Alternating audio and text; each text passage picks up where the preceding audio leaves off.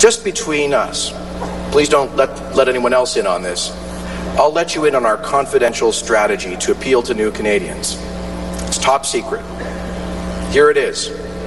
Our strategy is simple.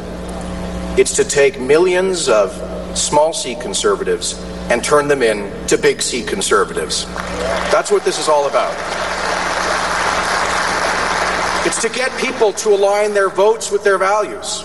And it's to listen to people, to respect them, to take them seriously, and actually defend their values and interests. In other words, it's the opposite of the Liberal approach, which is to take for granted the support of new Canadians because, after all, the Liberals are entitled to it. And we all know the Liberals are entitled to their entitlements.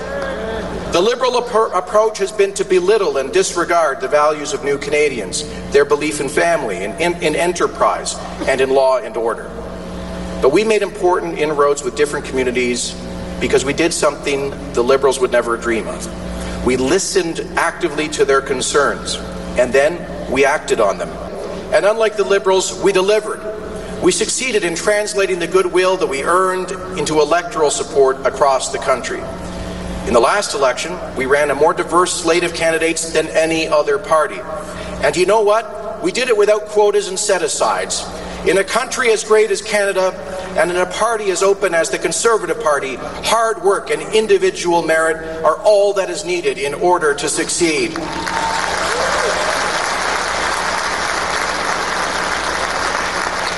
Let the Liberals keep their outdated quotas, their discriminatory set-asides, their patronizing tokenism. That's not the Conservative way, and that's not the Canadian way.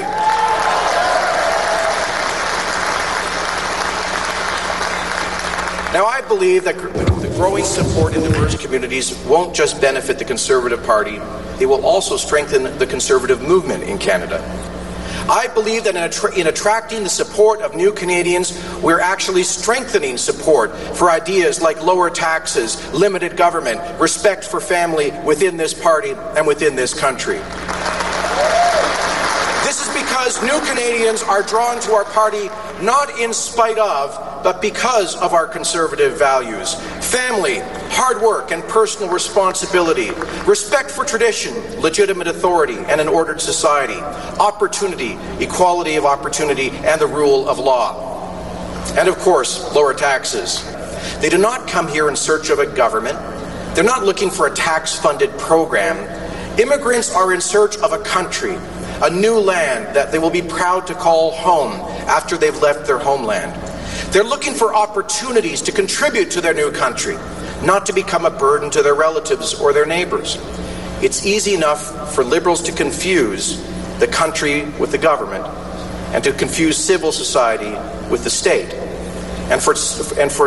So for too long, immigrants have been treated as a class that the government has to do something for, rather than as new Canadians who have much to offer Canadian society. The Liberals may look at immigrants as potential taxpayers or benefits of this or that program, or even voters to be manipulated. But the Conservative Party should never make that mistake.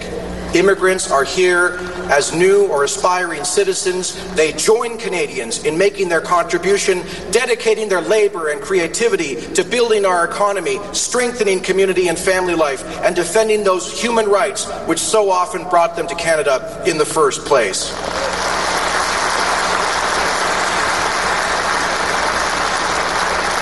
In fact, if we're to be honest with ourselves, we Canadians have much to learn from our newest arrivals.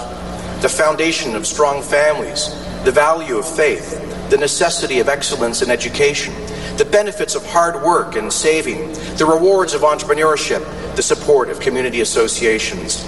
Those are Conservative values. Those are Canadian values.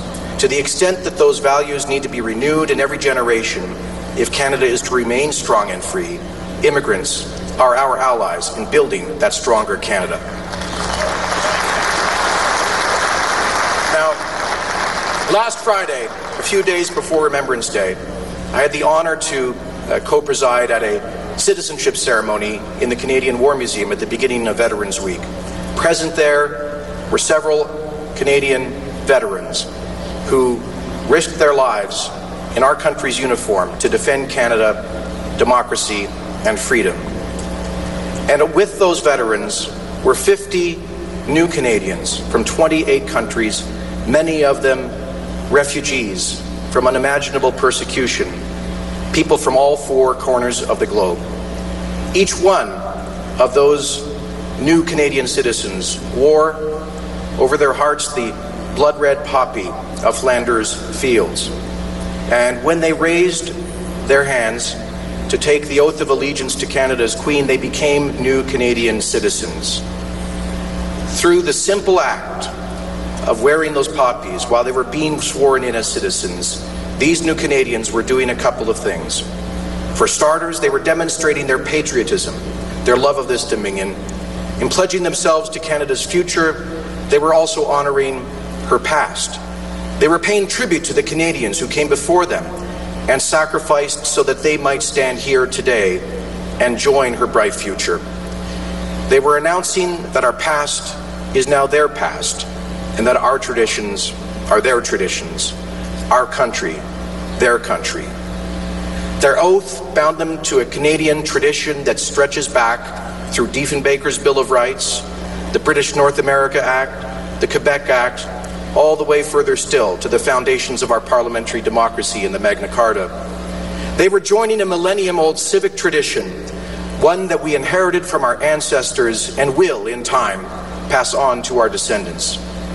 I don't think there's anything more conservative than that. Immigrants to Canada know from experience how hard-won, how rare in history, and how precious our freedoms are. Their commitment should make us even more determined to pass this legacy of freedom on to future generations, stronger and more secure than ever.